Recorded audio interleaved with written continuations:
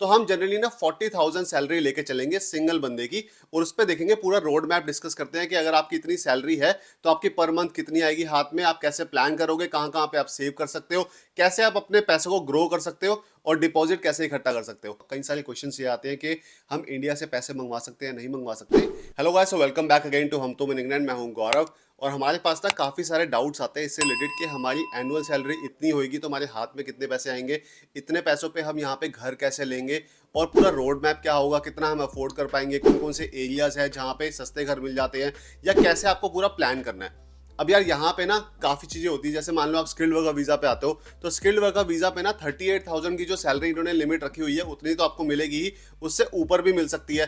तो हम जनरली ना 40,000 सैलरी लेके चलेंगे सिंगल बंदे की, और उस पर देखेंगे पूरा रोड मैप डिस्कस करते हैं कि अगर आपकी इतनी सैलरी है तो आपकी पर मंथ कितनी आएगी हाथ में, आप कैसे प्लान करोगे, कहाँ कहाँ पे आप सेव कर सकते हो, कैसे आप अपने पैसों को ग्रो कर सकते हो और डिपॉजिट कैसे इकट्ठा कर सकते हो। तो स्टार्ट करते हैं फिर आज की वीडियो से। तो मान लो आपकी सैलरी है अगर 40,000 पाउंड, तो आपके हाथ में 40,000 पाउंड डिवाइडेड बाय 12 तो आएगी नहीं, उसमें से टैक्स भी कटेगा, नेशनल इंश्योरेंस भी कटेगा, और अगर आपकी पेंशन जा रही हो तो पेंशन भी कटेगी, और भी कुछ चीज़ें हैं यहाँ पे, अगर वो भी हो सकता है आपकी सैलरी में से कट रही हो। तो सबसे पहले तो यही चेक कर लेते हैं कि आपकी जो सैलरी है उस पर आपको इन हैंड सैलरी जो है वो कितनी मिलने वाली है। क्योंकि हमारे जैसे मेरा भाई है यहाँ पे, या अवी का भाई है, मनमीत है यहाँ पे, आदि है यहाँ पे, वो दोनों भी यहाँ पे जॉब कर रहे हैं और आगे आने वाले टाइम पे उनको भी यहाँ पे घर लेना होगा। तो हम लोग उस दिन डिस्कस कर रहे थे कि यार रोड मैप क्या होगा, 2 साल बाद अगर उनको घर लेना है तो कितने पैसे उनको सेव करने पड़ेंगे, कैसे सेव कर सकते हैं वो। तो मैंने सोचा आपके साथ भी ये शेयर करता हूँ, आपको भी हेल्प मिलेगी इससे कि आप कैसे प्लान कर सकते हो। तो सबसे पहले हम इन हैंड सैलरी जो है वो कैलकुलेट कर लेते हैं। तो यूके में ना एक वेबसाइट होती है द सैलरी कैलकुलेटर करके, उस पर अगर आप अपनी सैलरी डालोगे तो वहां पे आपको ब्रेक डाउन करके दिखा देगा कि आपका टैक्स कितना कट सकता है, आपका एनआई कितना कटेगा, और टैक्सेबल इनकम कितनी है, और पर मंथ हाथ में कितनी आएगी, या फिर पर वीक कितनी आएगी आपके हाथ में। तो वो वाला एक बार कैलकुलेटर खोल लेते हैं। जो स्क्रीन पे आप देख रहे हो ये वेबसाइट है द सैलरी कैलकुलेटर, और यहाँ पर आप जो है अपनी सैलरी जो है वो डाल सकते हो। मैं जनरली यहाँ पे आज इस वीडियो में हम एग्जांपल लेके चलेंगे 40,000 की सैलरी। तो 40,000 अगर हम यहाँ पे डालते हैं तो उसके बाद अगर आप कैलकुलेट करोगे तो आपको दिखेगा यहाँ पे ग्रॉस इनकम आपकी 40,000 है, टैक्सेबल इनकम आपकी 27,430 है, और उसके बाद टैक्स कितना कट रहा है उस पर, नेशनल इंश्योरेंस कितना कट रहा है, और 2024 में टेक होम सैलरी कितनी होगी। अब टेक होम के बाद अगर हम मंथली चेकआउट करें तो मंथली अगर आप देखते हो यहाँ पे 2,647 पाउंड आपके हाथ में आ रही है। अब इसमें हो सकता है पेंशन वगैरह भी कटे, तो एक अराउंड जनरली मान लेते हैं यहाँ पे 2,600 पाउंड एवरेज लगा के चल लेते हैं कि आपके हाथ में 2,600 पाउंड सैलरी आ रही है। अब 2,600 पाउंड सैलरी आने के बाद जो आपके हाथ में आ रही है उससे आप कैसे यहाँ पे अपना घर यहाँ पे खरीद सकते हो, और कितने तक का आप अफोर्ड कर सकते हो, कौन कौन से एरियाज ऐसे हैं जहाँ पे आप लोग घर अफोर्ड कर पाओगे। अब देखो 40,000 की सैलरी है जो कि लंदन के हिसाब से बहुत ज़्यादा सैलरी नहीं होती है, तो लंदन में एक घर अफोर्ड कर पाना इस सैलरी के ऊपर काफ़ी मुश्किल हो जाता है। ऐसा नहीं है कि इम्पॉसिबल है, लंदन में भी बहुत एरियाज हैं, जोन्स होते हैं लंदन में, जोन 1 2 3 4 5 6, जितना दूर जाते जाओगे उतना ही आपको चीप मिलेगा घर वहां पे।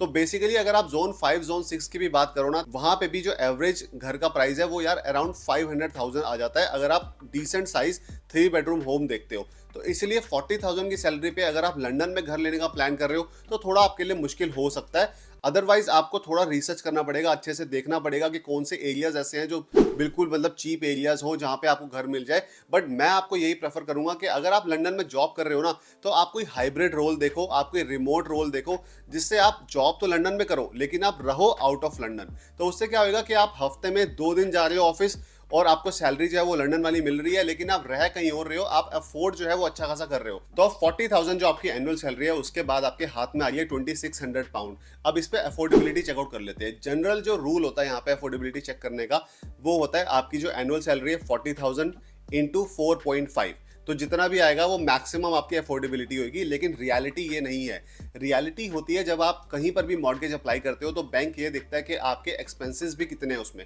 एक्सपेंसेस में काफ़ी चीज़ें आ जाती हैं, आपका अगर आपके चिल्ड्रन हैं यहाँ पे, किड्स हैं आपके, तो उसके ऊपर कितना स्पेंड हो रहा है। रेंट काउंट नहीं होता उसमें, क्योंकि जब आप घर लोगे तो रेंट तो कम हो ही जाएगा, वहाँ पे आपकी मॉर्गेज स्टार्ट हो जाएगी।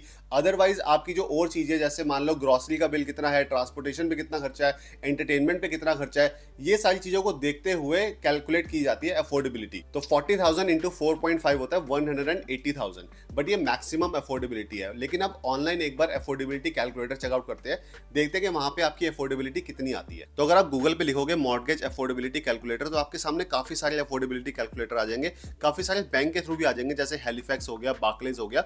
लेकिन ईजी रखने के लिए हम लोग यहाँ पे moneyhelper.org.uk वाली वेबसाइट पे जाते हैं और यहाँ पे चेकआउट करते हैं कि आपकी अफोर्डेबिलिटी जो है वो कितनी आ रही है। अब सबसे पहले how much you can borrow, जैसे यहाँ पे लिखा हुआ है।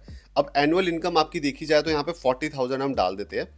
40,000 डालने के बाद what is your monthly take home, this is your monthly income after tax minus जो कि हमने कैलकुलेट करी थी 2600। तो 2600 आपकी पर मंथ आ गई। अब इसमें लिखा है do you have any other income, skilled worker visa पे आप दूसरी कोई इनकम यहाँ पे अर्न नहीं कर सकते हो, तो हम यहाँ पे जीरो ही लिखेंगे। Is there any second applicant, हम लोग यहाँ पे सिंगल लेके चल रहे हैं कि अगर आप अकेले बंदे हो, यहाँ पे एक ही आपकी सैलरी आ रही है, तो आप कितने का घर यहाँ पे अफोर्ड कर पाते हो। जितने ज़्यादा एप्लीकेंट होंगे उतना अच्छा है, लेकिन यहाँ पे हम इसको चेक नहीं करेंगे, तो हम यहाँ पे इसको सिंगल ही रखेंगे। तो नेक्स्ट कर देते हैं। अब यहाँ पे आ रहा है कि मंथली हाउस होल्ड कॉस्ट कितनी है। अब देखो मैक्सिमम चेकआउट करने के लिए ना हम काफ़ी चीज़ों को जीरो रख देते हैं। यहाँ पे क्रेडिट कार्ड आपके पास नहीं है, कोई लोन की पेमेंट नहीं जा रही है, आपके बच्चे भी यहाँ पे अभी नहीं है, या आप सिंगल हो तो जीरो रख देते हैं। यहाँ पे चाइल्ड केयर फीस भी जीरो है। ट्रैवल कॉस्ट यहाँ पे डाल देते हैं हम लोग, महीने की 50 पाउंड डाल देते हैं। बिल्स एंड इंश्योरेंस भी जनरली काउंसिल टैक्स हो गया, gym membership, utility bill, mobile phone, तो एनुअली मतलब मंथली डाल देते हैं यहाँ पे 50 पाउंड। ये भी बहुत कम कम लेके चल रहा हूँ मैं यहाँ पे, ट्रैवल और मोबाइल बिल और यूटिलिटी बिल सारी चीज़ें इंक्लूड करके। करंट रेंट और मॉर्गेज पेमेंट जो है वो कितनी है, this won't be included in the calculation but you might want to include to see. Let's say यहाँ पे 500 पाउंड हम डाल देते हैं कि आप 500 पाउंड जो है वो रेंट पे कर रहे हो इस टाइम पे। एस्टिमेटेड मंथली लिविंग कॉस्ट देख लेते हैं। एंटरटेनमेंट के ऊपर आप कितना खर्चा करते हो, मतलब गोइंग आउट ये वो, तो मिनिमम डाल देते हैं, चलो 20 पाउंड या 30 पाउंड आपने पर मंथ जो है खर्चा कर लिया, बाहर कॉफ़ी पी ली, बाहर खाना खा लिया। जनरली अगर आप घर के लिए अफोर्ड करना चाहते हो तो आप घर पे ही खाना बनाओगे और बाहर ज़्यादा खर्चा नहीं करोगे। हॉलीडेज हम जीरो डाल देते हैं कि आप ठीक है, जब आप घर का प्लान कर रहे हो तो आप हॉलीडेज पे नहीं जाओगे। फूड ग्रोसरी पे डाल देते हैं हम, तो 250 पाउंड हम डाल देते हैं। इसके बाद कैलकुलेट करते हैं कितनी आ रही है। अब देखो मैक्सिमम मैंने आपको बोला था 180 आएगी, लेकिन आप यहाँ पे देख सकते हो कि 140,000 आ रही है आपकी मैक्सिमम अफोर्डेबिलिटी, क्योंकि हमने काफ़ी चीज़ें इसमें डाली है और मिनिमम लेवल पे डाली है। अगर आप अच्छे से, क्योंकि आपकी सारी बैंक स्टेटमेंट चेक होती है, तो आपको रियल वैल्यूज़ डालनी पड़ेगी वहाँ पे, ताकि बैंक जो है आपकी बैंक स्टेटमेंट चेक करे और वेरीफाई करे कि जितना आप बता रहे हो उतनी ही मंथली एक्सपेंसेस हैं आपके। अब यहाँ पे बेस्ड ऑन रीपेमेंट मॉर्गेज हम 25 साल की रख लेते हैं, लेकिन अगर आप यंग हो तो आप इसको 30 ईयर्स भी कर सकते हो। इंटरेस्ट रेट आज की डेट में देख लेते हैं, मतलब 5.25 चल रहा है इस टाइम पे जो बेस रेट है। तो आपकी estimated mortgage repayment per month बनेगी 773 पाउंड, और ये आपको मिलेगा 140,000 का जो लोन है वो बैंक से आप ले सकते हो। तो अगर मान लो आप कहीं पर रेंट पे रह रहे हो और वहां पे आप 800 पाउंड दे रहे हो या 900 पाउंड रेंट दे रहे हो, तो इससे बढ़िया रहेगा कि आप अपना घर ले लो और 773 पाउंड आपकी मॉर्गेज भी बनेगी, आपका घर भी आ जाएगा और इक्विटी भी बिल्ड होगी आपके घर में। तो अफोर्डेबिलिटी हम लोगों ने चेक कर लिया कि बैंक आपको 40,000 की सैलरी पे अराउंड 140 या 150,000 तक की मॉर्गेज प्रोवाइड कर सकता है। हम बिल्कुल मैक्सिमम नहीं लेके जाएंगे, क्योंकि ऑब्वियसली हर किसी के एक्सपेंसेस अलग होते हैं, कोई कम खर्चा करता है, कोई ज़्यादा खर्चा करता है, तो ऑन एन एवरेज 150,000 लेके चल लेते हैं। अब देखते हैं कि भाई 150,000 पे आप कहाँ पे कितने तक का घर अफोर्ड कर सकते हो। अब जनरली अगर मैं आपको बताऊं 150,000 पे, अब यहाँ पे क्या होता है, आपको मिनिमम 10% डिपॉजिट तो देना ही पड़ता है। अगर आप 200,000 का भी घर लेके चलते हो, 200,000 का 10% हो गया 20,000 पाउंड, लेकिन उसके बाद 180,000 पाउंड की मॉर्गेज चाहिए आपको, लेकिन बैंक आपको दे रहा है 150 या 140,000 पाउंड। तो दैट मीन्स कि आप 200,000 का घर यहाँ पे अफोर्ड नहीं कर पाओगे अगर आपकी 40,000 भी सैलरी है। दैट मीन्स कि यार लिविंग कॉस्ट जो है काफ़ी ज़्यादा बढ़ चुकी है। पहले के टाइम पे ऐसा नहीं था, पहले के टाइम पे घरों की वैल्यू कम होती थी, तो जनरल एवरेज सैलरी पे भी यहाँ पे लोग अपना घर खरीद लेते थे, और उस टाइम पे जो डिपॉजिट था या मॉर्गेज इंटरेस्ट रेट थे वो काफ़ी कम थे, डिपॉजिट भी काफ़ी कम होता था। लेकिन आज के टाइम पे अगर आप अपना घर लेने का प्लान कर रहे हो तो या तो आप स्टार्टिंग में ही बहुत अच्छा खासा डिपॉजिट अमाउंट इकट्ठा करो। फॉर एग्जांपल अगर आपने 50,000 पाउंड डिपॉजिट इकट्ठा कर लिया तो 200,000 का घर आप ले सकते हो और उस पर 150 की मॉर्गेज मिल जाएगी आपको। तो अगर आप गूगल पे लिखोगे ना कि average house prices in the UK by cities in 2024, तो आपको कुछ कुछ आर्टिकल्स दिख जाएंगे कि कौन सी जगह पे आपको कितने तक का घर जो है वो मिल सकता है। तो उसी में से एक आर्टिकल हम ऑनलाइन ढूंढते हैं और उसमें देखते हैं कितनी वैल्यू आ रही है। अब ये जो आप वेबसाइट देख रहे हो ये independent.co.uk की वेबसाइट है। इन्होंने भी अपनी रिसर्च वगैरह अच्छे से करी होगी, ये सारी रिसर्च हम लोग ज़्यादा नहीं कर सकते हैं, तो इसलिए मैं रिलाई कर रहा हूँ कि इसी डेटा पे। अब यहाँ पे अगर आप नीचे जाओगे तो देखोगे full list of regions. East Midlands में 234,578 जो वो एवरेज हाउस की वैल्यू है। लंदन की बात की जाए तो यार 528,000 की वैल्यू है, ठीक है। अब ये तो आप अफोर्ड नहीं कर सकते हो 40,000 पे। 40,000 का मतलब है कि 150,000 और उसके ऊपर आप 10% और लगा लो तो 180 के अराउंड मान लो, 18,000 भी आपने सेव कर लिया, 18-20,000 पाउंड, तो 180,000 के अराउंड आप घर ले सकते हो। लेकिन अगर आप यहाँ पर देखोगे ना तो यहाँ पे कहीं पे भी आपको 180,000 की वैल्यू नहीं दिखेगी। नॉर्दर्न आयरलैंड में दिख रही है 192 और यहाँ पर यॉर्कशायर और हम्बर में दिख रही है 204। तो दैट मीन्स के यार 40,000 की सैलरी पे भी ना यहाँ पर बंदा एक डिसेंट घर नहीं ले सकता है। तो आपको अगर सेविंग करनी है ना अपने डिपॉजिट की, तो सेविंग करने के लिए यहाँ पे एक लाइफ टाइम आईसा होता है, जो कि मैं हमेशा आपको बताता हूँ, कई सारी वीडियोस में बताया मैंने, कहीं एक रील भी बनाई है। लाइफ टाइम आईसा क्या होता है? ये गवर्नमेंट बैक्ड एक आईसा इंडिविजुअल सेविंग्स अकाउंट की स्कीम होती है। तो इसमें क्या होता है, आप एक इंडिविजुअल सेविंग्स अकाउंट खोलते हो आईसा वाला। उसमें क्या होता है कि आप एवरी ईयर जो है वो अप टू 4,000 पाउंड आप सेव कर सकते हो। तो अप टू 4,000 पाउंड सेव करने के बाद 25% जो है वो गवर्नमेंट ऐड करती है उस पर। That means maximum 1,000 pound add करेगी। तो आपके पास 5,000 पाउंड हो गया, 4,000 का 25% कितना हो गया? 1,000 पाउंड। तो मान लो अगर आप सिंगल हो तो एक साल में आपने 4,000 पाउंड वहां पे डाले अपनी सैलरी से और 1,000 पाउंड गवर्नमेंट ने ऐड कर दिए, तो 5,000 पाउंड आपको मिल जाएंगे साल के एंड में। लेकिन इसकी बहुत सारी कंडीशंस होती है। लाइफ टाइम आईसा आप अच्छे से पढ़ लेना। कंडीशंस ये होती है कि इसमें आप पैसे ना तभी विड्रॉ कर पाओगे या तो आप घर जो है अपना फर्स्ट हाउस ले रहे हो यूके के अंदर। तो ऐसा नहीं होना चाहिए कि इंडिया में भी आपको कोई घर है और आप यहाँ पे सेकंड हाउस ले रहे हो।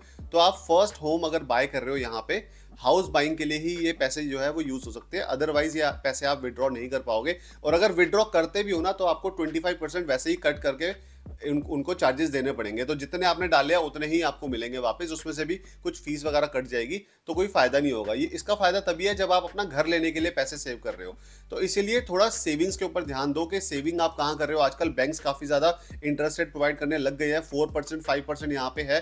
तो ट्राई करो जो भी आप पैसे सेव कर रहे हो तो वो ऐसे सेविंग्स अकाउंट में है जहाँ पे आपको 4 से 5% कम से कम इंटरेस्ट मिल रहा है। और अगर आईसा अकाउंट्स में करते हो जैसे कि कैश आईसा हो गया या स्टॉक्स एंड शेयर आईसा हो गया, इनमें करते हो तो जो भी प्रॉफिट आप कमाओगे ना उसके ऊपर आपको टैक्स नहीं देना पड़ेगा। तो हमने ये देख लिया 40,000 की सैलरी पे आप 150,000 तक का लोन जो है यहाँ पे ले सकते हो ऑन एन एवरेज। उसके बाद जो भी ऊपर का होगा वो आपको डिपॉजिट देना पड़ेगा अगर आपके पास सेविंग है, नहीं तो फिर आपको घर की वैल्यू जो है वो कम करनी पड़ेगी। अब घर की वैल्यू देखी जाए तो यार 140 150 में ना कहीं पर भी कोई घर डिसेंट आते नहीं है। तो इसलिए या तो आप राइट मूव या जूपला जैसी वेबसाइट पे अच्छे से रिसर्च कर सकते हो कि वहां पे अपार्टमेंट्स कौन कौन से अवेलेबल है। अपार्टमेंट जनरली आ जाते हैं। अगर आप सिंगल हो यहाँ पे रेंट दे रहे हो तो इससे बढ़िया है कि आप अपार्टमेंट ले लो। लेकिन मैं आपको यही एडवाइस करूंगा कि आप अपना घर यूके में तभी लेना जब आपकी कंबाइंड इनकम आ रही है, मतलब हस्बैंड और वाइफ दोनों की इनकम आ रही है। क्योंकि उसमें क्या होता है, अगर आप फर्स्ट होम ले रहे हो तो आपको स्टैंप ड्यूटी नहीं देनी पड़ेगी। तो आपने मान लो सिंगल बंदे पे आपने अपार्टमेंट ले लिया, आपने स्टैंप ड्यूटी नहीं देनी पड़ी आपको, आपने अपना अपार्टमेंट ले लिया। लेकिन जब आप प्रॉपर घर लोगे तो आप हाउस होल्ड इनकम उसमें काउंट होगी, मतलब आपकी भी और आपकी वाइफ की भी। लेकिन आपके नाम पे एक और प्रॉपर्टी यहाँ पे ऑलरेडी है, तो दैट मीन्स कि वो फर्स्ट हाउस जो है वो काउंट नहीं होगा। तो उसमें आपको स्टैंप ड्यूटी जो है वो देनी पड़ जाएगी फिर। तो इसलिए यही होता है कि एक ही बारी अच्छा घर लो ताकि कंबाइंड हाउस होल्ड इनकम से एक बेटर घर ले पाओ यहाँ पे। तो मेरे कहने का मतलब यही है कि अगर आप 40,000 की सैलरी है ना आपकी, तो मैंने आपको कैलकुलेट करके बता दिया कि अफोर्डेबिलिटी आपकी 150,000 के अराउंड बनेगी। उसके ऊपर जितनी भी हाउस की वैल्यू होगी ना वो आपको डिपॉजिट इकट्ठा करना पड़ेगा यहाँ पे। और डिपॉजिट जो है वो आप इंडिया से मंगवा सकते हो। कई सारे क्वेश्चन ये आते हैं कि हम इंडिया से पैसे मंगवा सकते हैं, नहीं मंगवा सकते। मंगवा सकते हो आप पैसे, एज लॉन्ग एज उस पैसे को आप बैंक में रख के यहाँ पे आप इंटरेस्ट नहीं कमा रहे हो तो आपको टैक्स नहीं देना पड़ेगा। वो पैसे जैसे ही आए आप यहाँ पे वो पैसे को जो है एज ए डिपॉजिट यहाँ पे यूज कर दिया आपने, एज ए गिफ्ट मनी मंगवाए हैं आपने। अगर आप इंडिया में कोई प्रॉपर्टी बेच के वो पैसा यहाँ पे मंगवाते हो तो आपको कैपिटल गेन टैक्स देना पड़ेगा, यहाँ पे देना पड़ेगा। अगर आपने इंडिया में दिया है तो आप शायद टैक्स क्लेम रिलीव कर सकते हो, आपको एक ही जगह पे देना पड़ेगा टैक्स। तो ये काफी सारे चक्कर होते हैं। लेकिन यस, अगर आपके पेरेंट्स आपको पैसे देना चाहते हैं तो वो एक लेटर वगैरह बना के उस पर साइन कर सकते हैं कि जो वो पैसे आपको दे रहे हैं, गिफ्ट डिपॉजिट दे रहे हैं, का कोई इंटरेस्ट नहीं है, उसको वापस ले लेगा, कोई इंटेंशन नहीं है, वो एक साइन करके दे सकते हैं। तो ये सारी चीजें आपको सॉलिसिटर या फिर फाइनेंशियल एडवाइजर बताते हैं।